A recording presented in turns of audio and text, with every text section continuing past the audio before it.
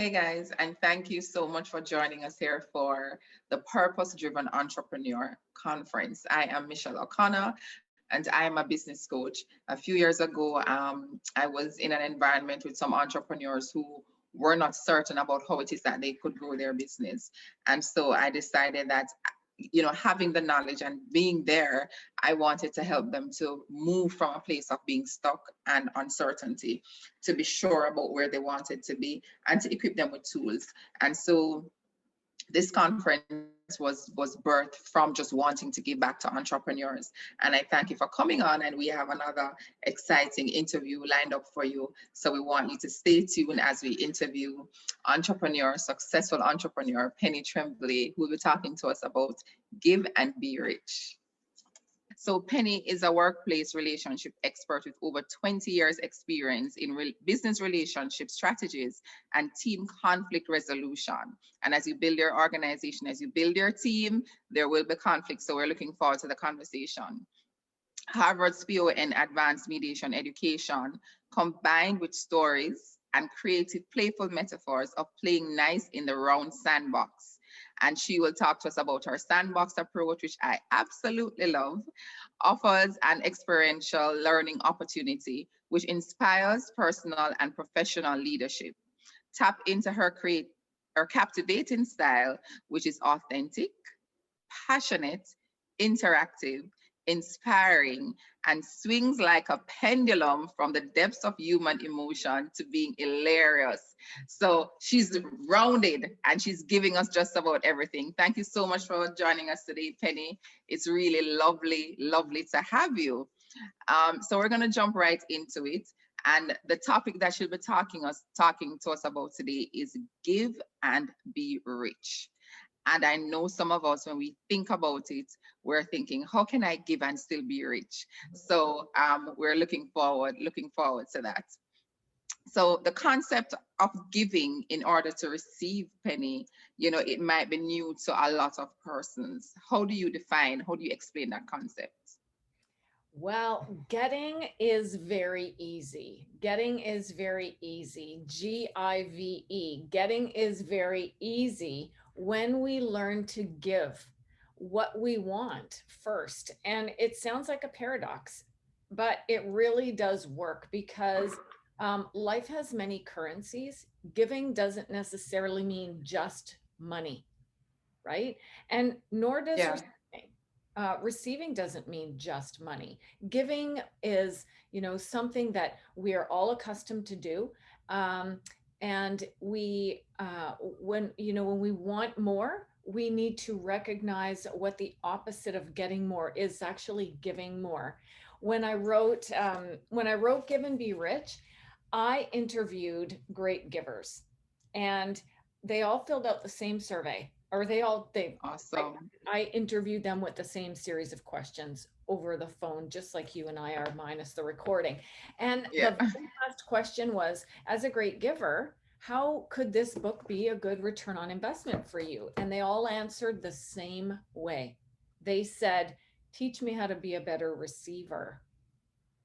Oh, And so that's often what I talk about because the book idea and concept was about, just reaching in a little deeper and finding more of yourself, of your magic, of your love or your energy or your, kindness or compassion or skills, talents, abilities, yada yada. There's so much that we have to give, but when we give more of ourselves, we become more.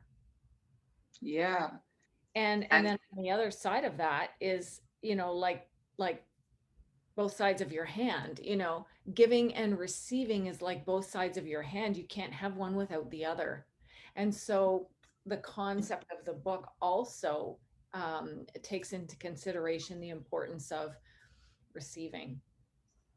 I love that. I love that. And since I started doing the conferences, one of the things I even realized from some of the persons I've interviewed, like we're having here, is they want to give back. Yes. And that's how we make the world a better place. I am pouring in and Yes. I'm giving. And then when you're receiving, you're like, oh, you know what? Penny was so gracious. So how can I now continue this by giving to somebody else? And I think as an entrepreneur, when you think of growing your business and when you think of branching out and you have the mentality of I am giving, you know, I am giving to somebody else, I'm giving to somebody else to make them grow, then you become so connected with the universe and the world, and everybody's like, you know what, I want to come to that person. So I think it's an awesome concept. Yeah. um so, you know, when we give, you know, person may think, oh, I'm giving just of my time, or I'm giving you something free. It sounds like it's bigger than that. You know, what does it entail?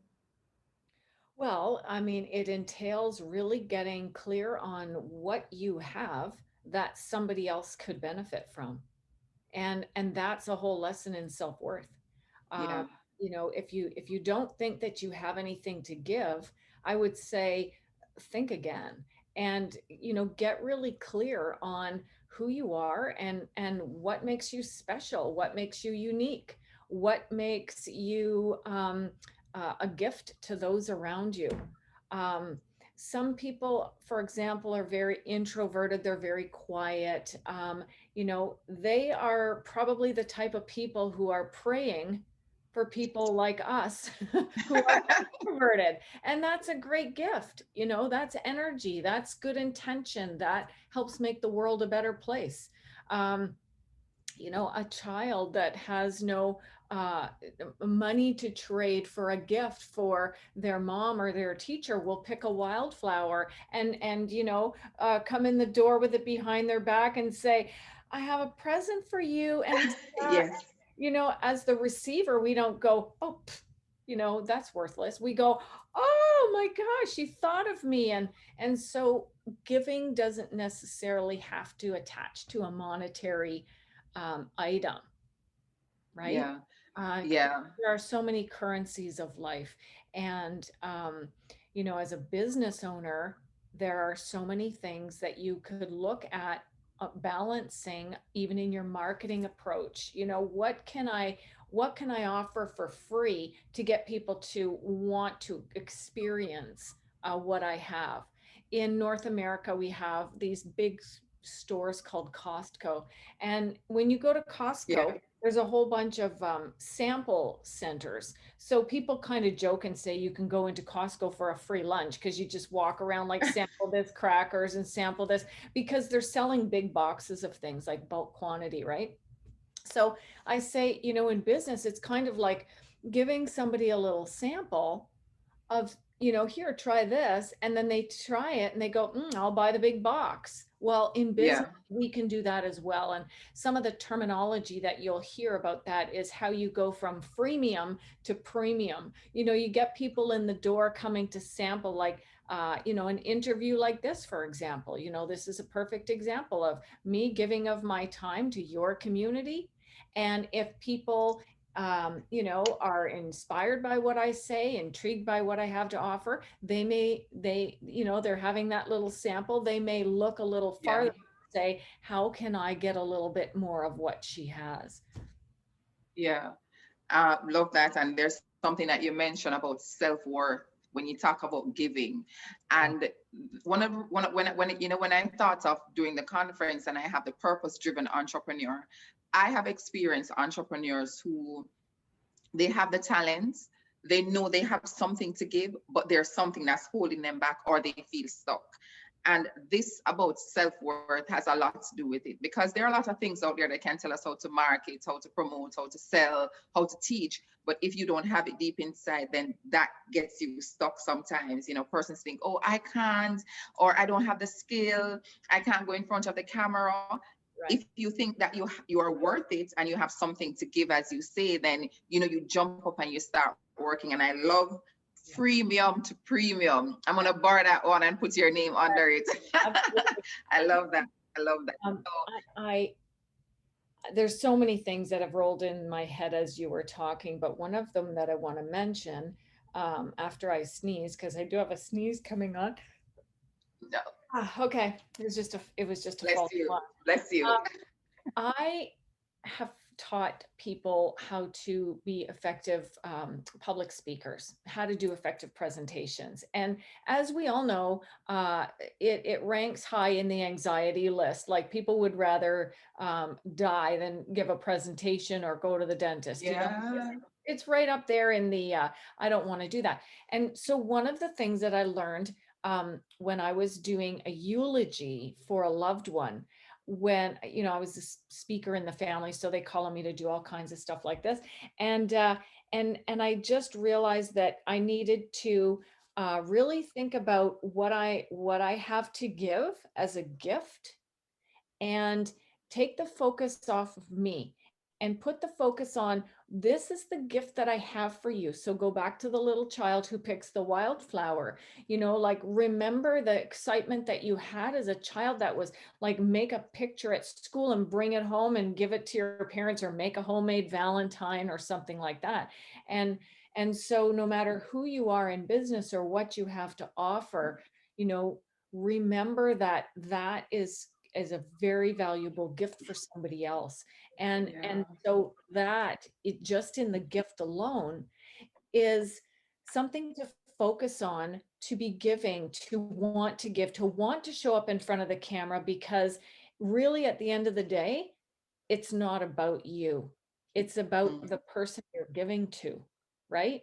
And Yeah. so I think that that is a really nice balance, a really nice way to be humble, whether you're a rock star and love the camera, or whether you're an introvert and not love the camera. And the camera's just one example, you know, fill in the blank, sales calls, networking events, you know, trade shows, all of the things that you need to do to put yourself out there. These are, you know, if we shifted our mindset to say, like, you know, this is a gift.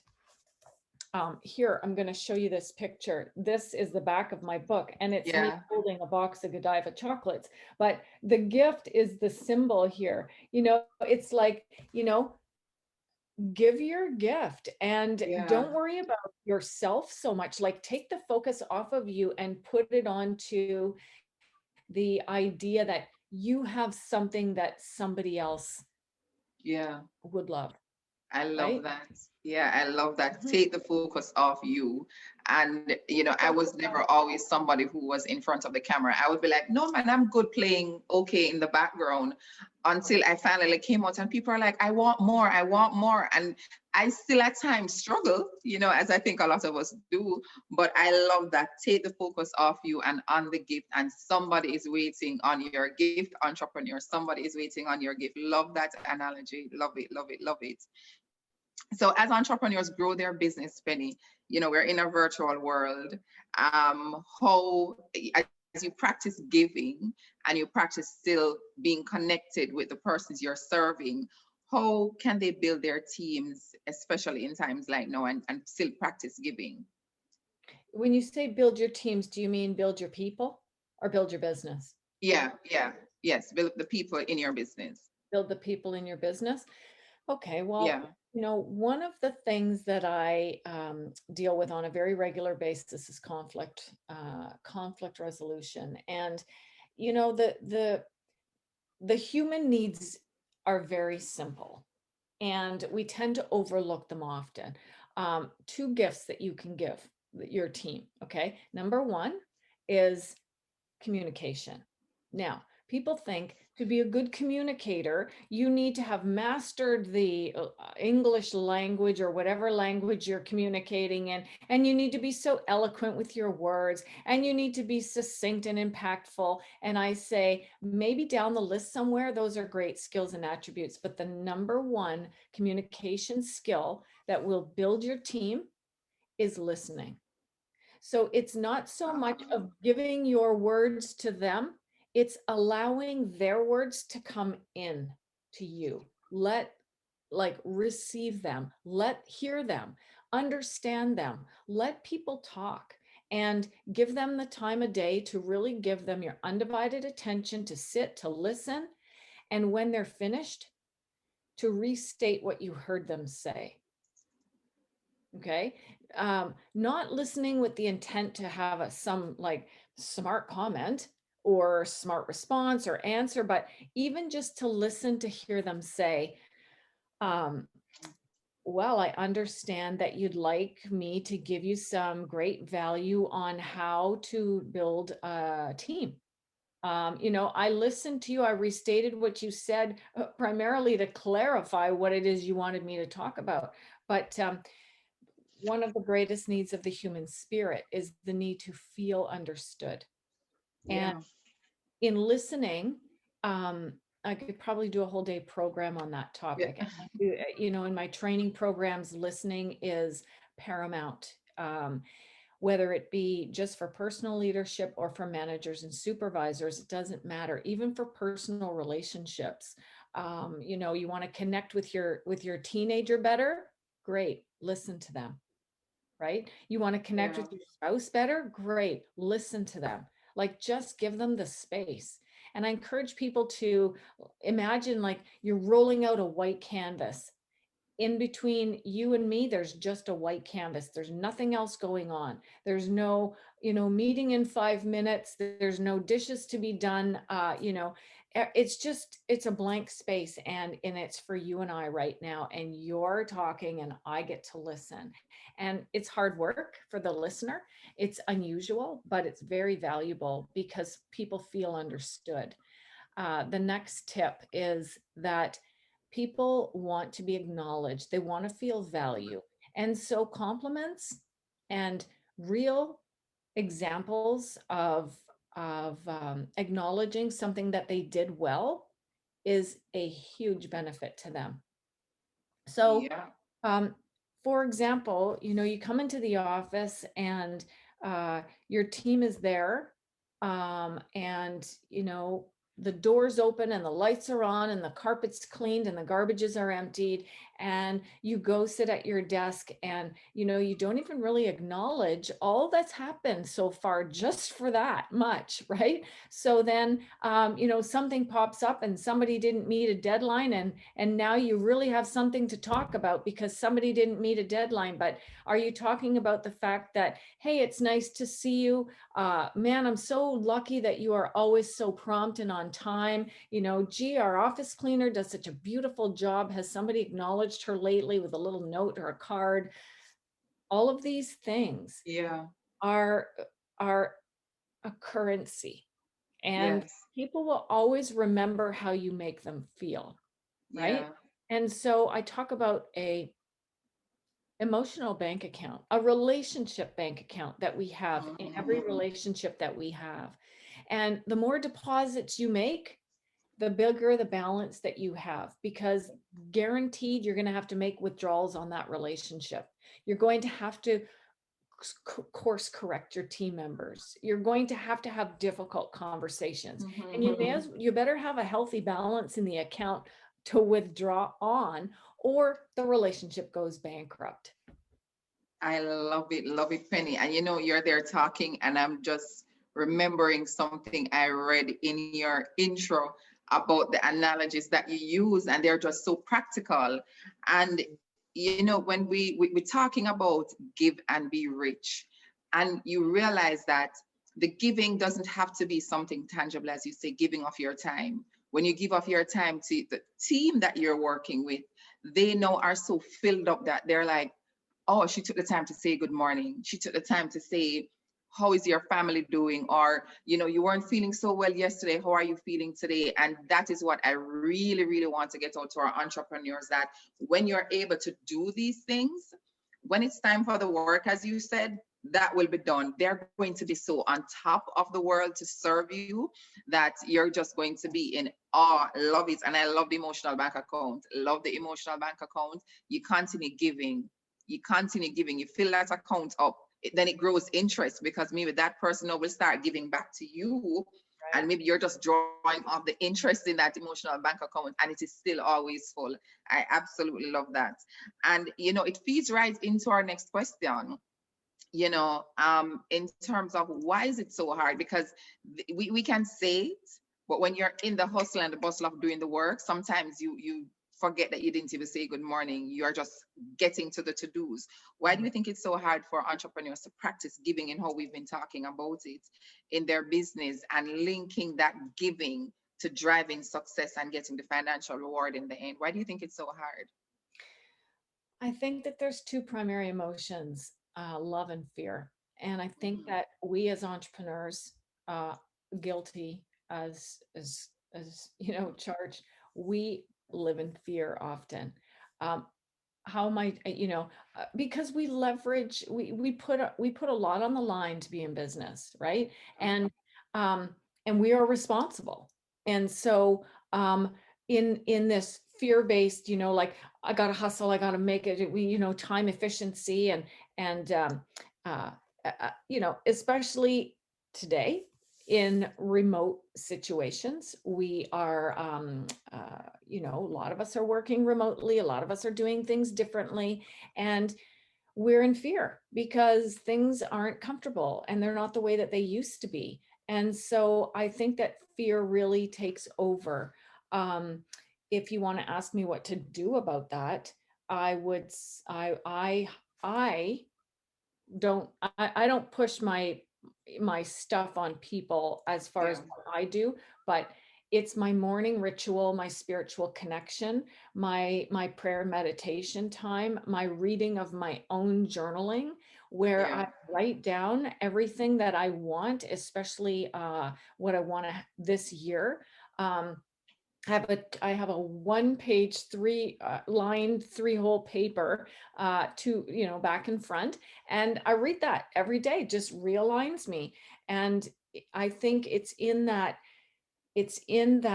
connection that I feel is so rich with my spirituality, um, that I can trust that everything will be okay. yeah, Even though I've got a lot on the line. I've got, to make it work. I've got to make it happen. I've got to support myself. I've got to support my team. I've got to support my kids and all of that. Um, I need to keep remembering what's important. And relationships are everything. They hmm, really are. I mean, beyond our own spirituality and health, relationships are everything else, aren't they? They're yeah, family, they're a workplace, they're successful. Key components of business success lies in the relationships that we keep with people. And we're not really taught these people skills in technical training or in high school. Even, we're in our education system, we're not taught how to really connect, especially when times are tough, yeah, especially when there's a sandstorm. Like, it's easy to play nice in the sandbox when everything's nice and easy, but what about when things aren't? Then we need to haul out a whole new set of tools. And we don't always we don't always have those tools at the top of our toolbox, and they're not always honed and polished and sharpened. yeah. Yeah. Thanks for that.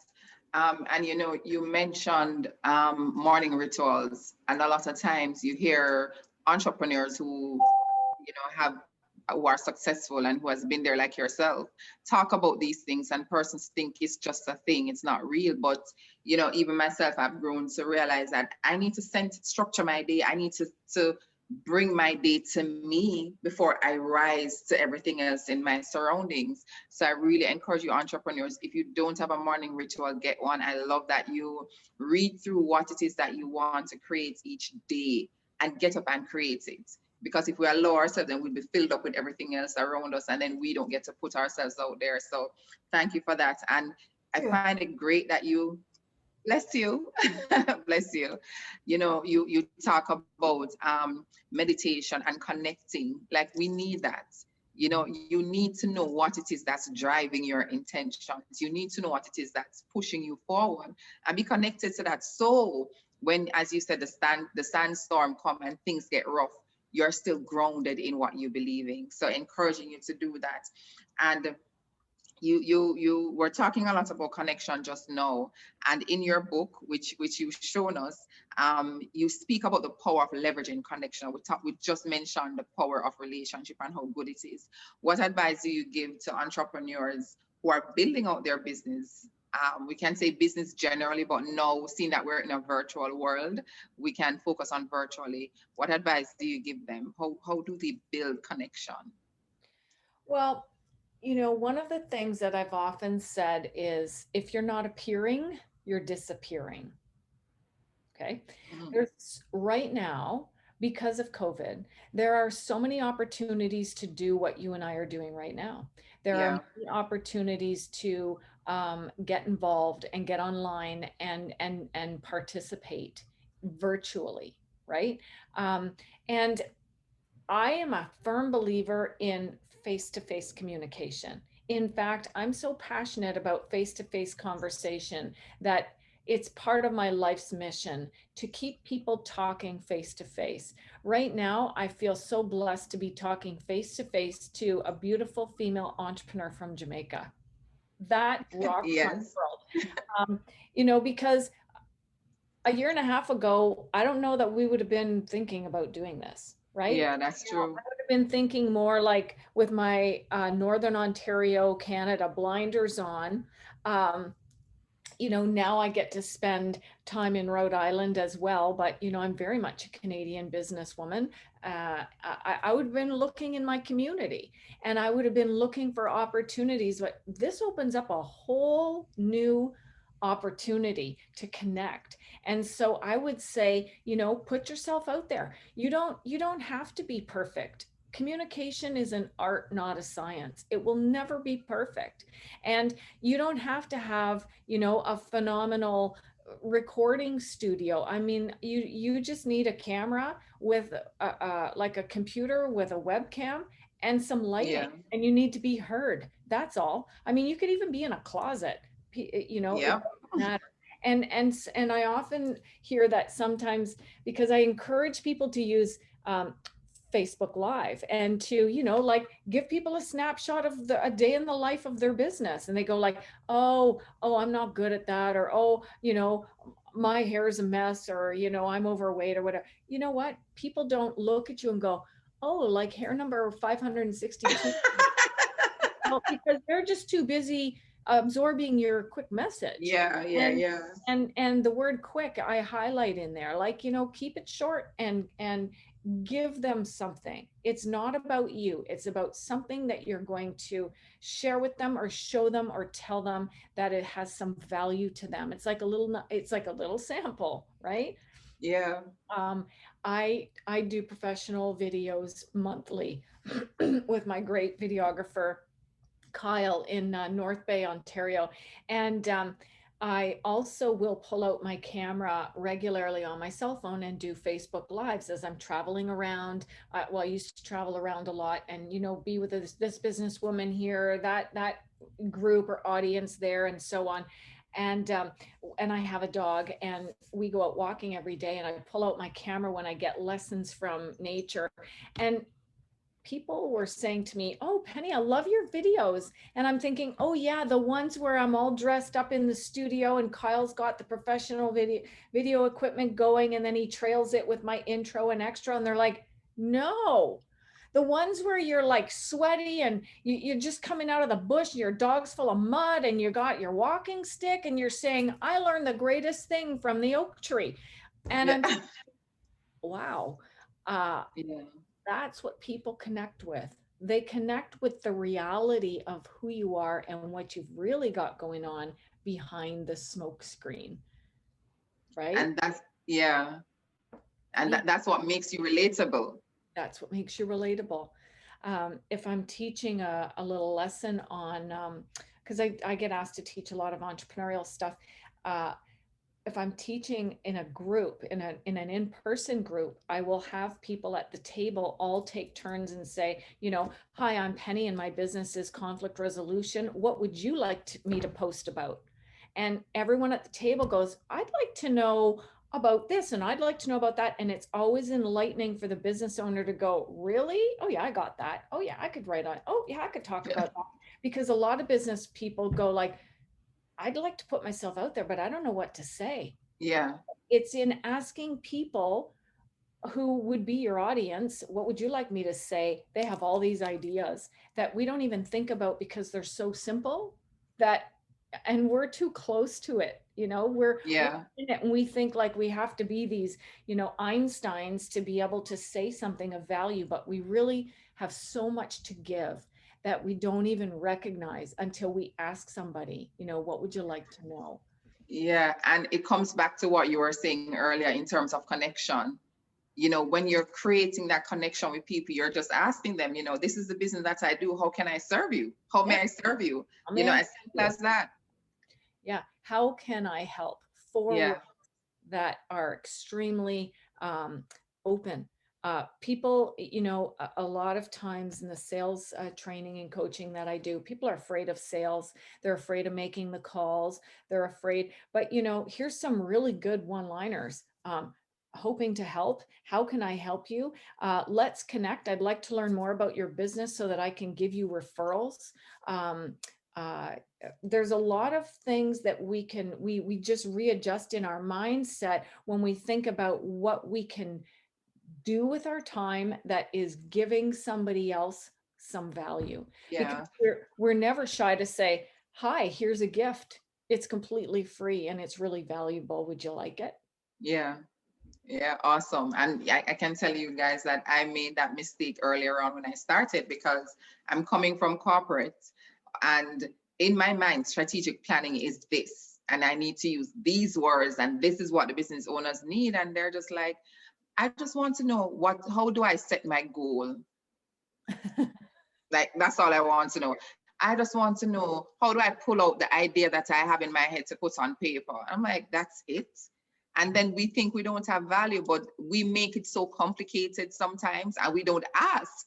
Ask the persons who you're serving, so that's right. Have that connection and keep the conversation going. So you do so much, and we're trying to zone in on one thing, but as we have been having the conversation, a lot of what we're saying, we really have to lead our own selves and lead our lives. And a lot of this concept has to do with leadership. And how do I lead and lead my team? What other advice would you give to entrepreneurs about the importance of leadership in operating their business? Well, I define leadership as the ability to lead ourselves and others in that Yeah. order. Okay. Yeah. So I think that the greatest leadership style is to become influential and to be the person that others want to follow. Because old dictator style leadership techniques, they don't work today. Our millennials are taking up more than 50% of the workplace. They were raised with a lot of input and freedom, and we need to lead people in a way that inspires them to want to follow us. Here's an example. You're on the airplane, the stewardess says, in case of an emergency, oxygen drops, and put it on the person that you're accompanying. Put it on yourself first before you tend to your child, right? Yeah.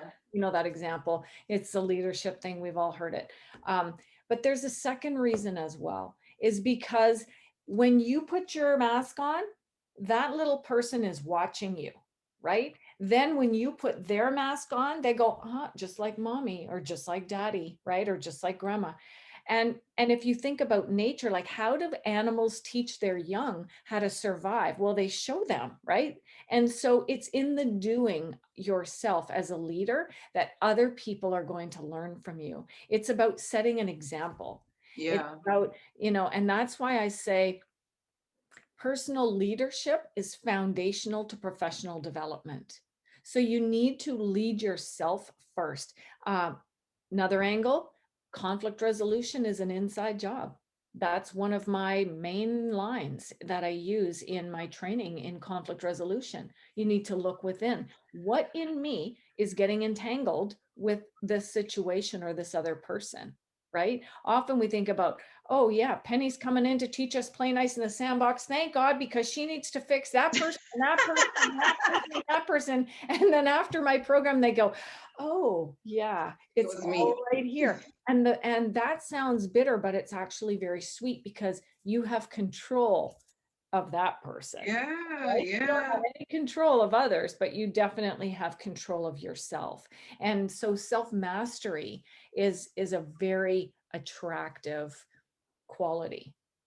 And the more you invest in yourself, the more the universe will send people to invest in you. And I can tell you guys, Penny is investing in me and she's investing in all of you right here. So many wonderful nuggets. I'm just feeling so excited. And guys, go ahead and check out. As you can hear, Penny does a lot of things. And, you know, when you gave the example just now about being on the airplane, like I've never thought of it like that, that the child is watching and they're learning. You know, we know that they watch us and we know that they learn from us. I have a 9-year-old and I have to be on my P's and Q's.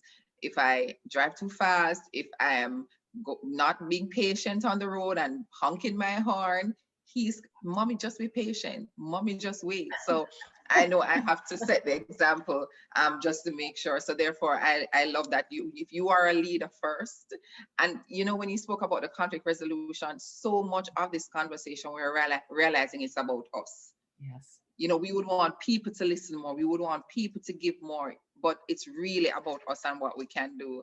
So thank you for all your nuggets. And as we come to a close, I hope you guys have been writing down and taking notes. This has really been enlightening.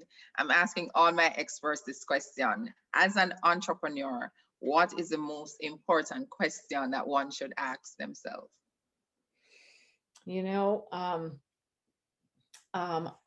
the first one that comes to mind for me is not the right answer. Okay. But I'll tell you the first question that comes to mind for me and for many people that I know is, am I enough? But the answer is already yes. Okay. So just know that I think is a question that we just naturally, innately ask ourselves over and over again, you know, am I enough? And the answer is yes. The question I think that you could be asking yourself, you know, being the author of Give and Be Rich, I think that what I need to say is, you know, what can I give that is of value to this person that's in front of me right now? You know, whether that be your 9-year-old son, or whether that be your biggest client, you know, what can I give? For example, you know, I encourage people to set goals, or, you know, like create a list of people that they want to do business with. And then I say, make sure on your list, you've got some really big fish on that list, like at least one or two. If you got a deal with this person, you'd be going like, oh my gosh, how am I ever going to serve? How am I ever right? But you know, and then offer them something, you know, offer them to even like volunteer, get on a committee. There's so many people that I've really wanted to be rubbing shoulders with, who I've said, I'd like to serve with you somehow. Is there a way that I can help you? I want to work with you because I wanted a little bit of what they have. And this one gentleman in my hometown of North Bay, his name is Mike Campagato. Somebody said, you really should meet him. And I know he had like a lot of experience that I really wanted to tap. And I didn't even know him. So I emailed him and I said, you know, I'd really like to serve with you somehow on something. So we ended up starting a little program called Ignite. Well, I mean, it's kind of a global program, but we brought one to North Bay where people get up on stage and do like mini TED Talks. But it ignites the passion in your community. And so he brought me on as his right arm, and he said, you know, let's work on this together. You know, that was an awesome experience. I got to meet him, know him, understand his ways, watch his leadership style, watch him coordinate an event and pull together sponsors and, you know, team and volunteers and community partners. And it was just like, whoa, all because I asked what, you know, how can I serve you? How can I help? There's the question. I already gave it to you earlier. How can How I help? can I help? Yeah. 4 words. Yeah. How can I help? Love that, love that, love that. And you know, I'm sure when you heard give and be rich, you're thinking, what am I going to be giving? But if we focus on giving, if we focus on I'm an entrepreneur, I'm in business, I'm here to give, then it changes how we think about the persons who we're connecting with. So thank you so much, Penny. And as we said, and as you've been hearing in our interview, Penny does a lot. She has a lot to offer. So I'm going to give her an opportunity now to just let you know how you can connect with her, what she has on fire right now. That could be a gift to you. Okay. A brand new website that went live 2 days ago, and at the very bottom there's a search form, a search field. I'm a writer. I've written over 300 leadership tips. Go search for anything, any topic in there, and you'll get my blog post of wisdom. One of the things that I really encourage you to go search for, if you're not really 100% confident in who you are and what you've got going on. And if you're really honest as an entrepreneur, you could probably check that box. Go look up imposter syndrome, because that was one of the ideas that came up as you were talking, Michelle, is that, people at all different levels of their career think that they're an imposter somehow, like like, and they're afraid that someone's going to find out. And go and read what I've written about that, because it's a real thing. It's an actual thing, and we all go through it. Sometimes I think, like, I don't know why people think I'm such a rock star, because, like, I'm really not. But it's just an imposter syndrome thing. I mean, we're all rock stars, right? Yeah. And we're really hard on ourselves. We really are. Yes, we are. Um, so yeah, that's how you access my previous blog posts, like the archives. I mean, you may as well just go search for a topic of interest. You can find my book on my website as well. You can find my book on Amazon. I'm writing a new one. It's called Sandbox Strategies for the New Workplace. And I really need people's help, because I'm doing some original research right now to help understand the current landscape of workplace conflict. So, Michelle, if I could get you a link to that survey, would you please get it out to your Yeah. There's, for everybody who completes the survey, they get a ballot for an iPad that I'm raffling off, and I'm going to be making that draw really soon. So I encourage people to fill it out, but especially sharing it as well with a manager or supervisor or CEO, decision maker. It's the balance of employees and managers who manage organizations that I'm looking for feedback for, because it's important research for my new book that's coming in, my book proposal. I'm looking for a major publisher, and I have a 1% chance, and I am going for it. We're believing with you that you can get it. Go ahead and send me the link. I'll be really happy to, in my corporate world as well, to share that link, because it will also be awesome if you're able to get what's happening from around the world. Okay. So that would be awesome. So thank you so much for being here, Penny. It has been, for me, like, you've poured so much into me. I'm sure those who are on had an awesome time. Thank you again, and go ahead and make sure you click the link and check out her website, and you have an amazing list of blogs that can help you to become a better leader and a better entrepreneur. Thank you. Excited